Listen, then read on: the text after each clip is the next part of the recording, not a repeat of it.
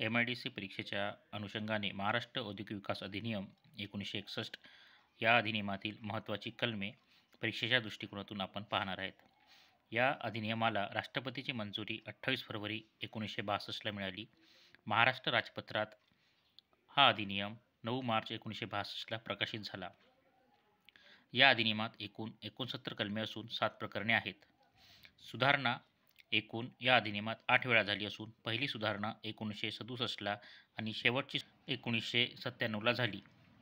कलम 2 मध्ये व्याख्या दिल्या आहेत, ज्यात एकूण 12 व्याख्या दिलेल्या आहेत.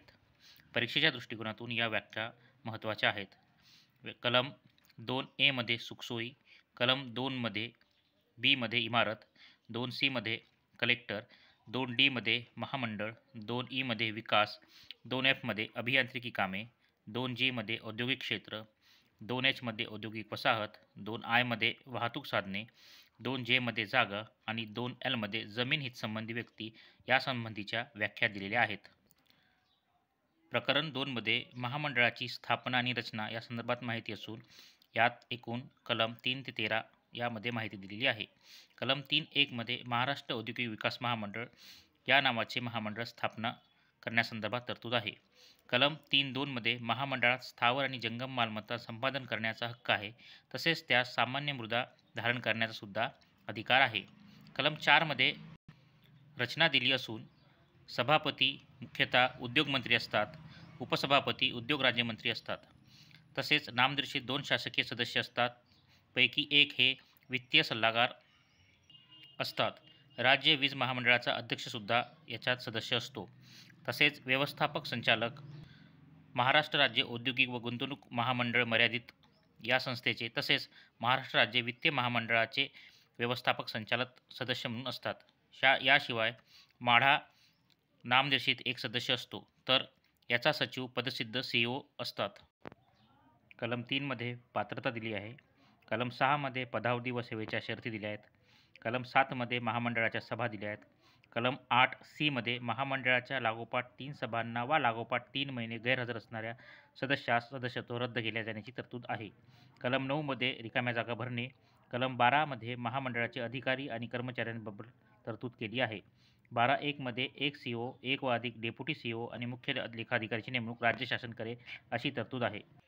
प्रकरण 3 मध्ये महामंडळाची कामे व अधिकार या संदर्भात तरतुदी आहेत.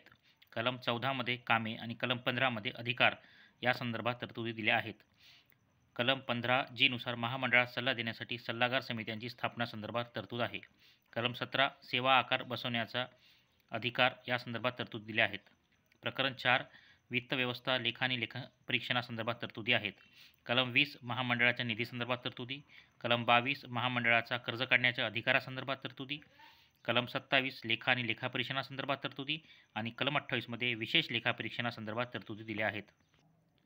प्रकरण 5 मध्ये सरकारी जागा अधिनियम हा महामंडळाच्या जागांना लागू करण्यासंदर्भात तरतुदी आहेत. प्रकरण 6 जमीन संपादन व विनियोग करणे या संदर्भात तरतुदी दिल्या आहेत. कलम 32 मध्ये सक्तीचे संपादनासंदर्भात तरतुदी आहेत. कलम 33 नुकसान भरपाई देण्यासंदर्भात तरतुदी आहेत. कलम 34 न्यायालयाकडे अपील करण्यासंदर्भात तरतुदी आहे. कलम 34.1 नुसार जिल्हाधिकाऱ्यांच्या निर्णयावर 60 दिवसाच्या आत निर्णय देण्यासंदर्भात अपील करण्याचा अधिकारासंदर्भात तरतुदी आहेत. कलम 34.2 मध्ये नुकसान भरपाई ठरवण्याचा अंतिम अधिकार जिल्हाधिकाऱ्यांना आहे. कलम 36 नुकसान भरपाई प्रक्रिया संदर्भात माहिती दिली आहे. प्रकरण 6A मध्ये औद्योगिक क्षेत्रातील वापरात नसलेली अतिरिक्त जमिनीसंदर्भात तरतुदी दिल्या आहेत. प्रकरण 7 मध्ये अनुपूरक आणि किरकोळ तरतुदी आहेत, ज्या कलम 43 ते 69 मध्ये दिल्या आहेत. कलम 44 इमारत पाडून टाकण्याचे आदेश संदर्भात तरतुदी आहेत. कलम 45 मध्ये इमारत बांधकाम थांबवण्याच्या अधिकारासंदर्भात तरतुदी आहेत. कलम 52 मध्ये नोटिसा बजावणे. कलम 55 मध्ये विवरणपत्र सादर करणे. कलम 57 मध्ये कर्तव्य पार पाडण्यास कसूर करण्यासंदर्भात. कलम 61 मध्ये कंपन्यांनी केलेले अपराधासंदर्भात तरतुदी आहेत, तर कलम 63 मध्ये नियम करण्याच्या अधिकारासंदर्भात तरतुदी आहेत. परीक्षेच्या दृष्टिकोनातून दिलेली कलमे आणि प्रकरणे महत्त्वाची असून यावर वारंवार परीक्षेत प्रश्न विचारले गेले आहेत. धन्यवाद.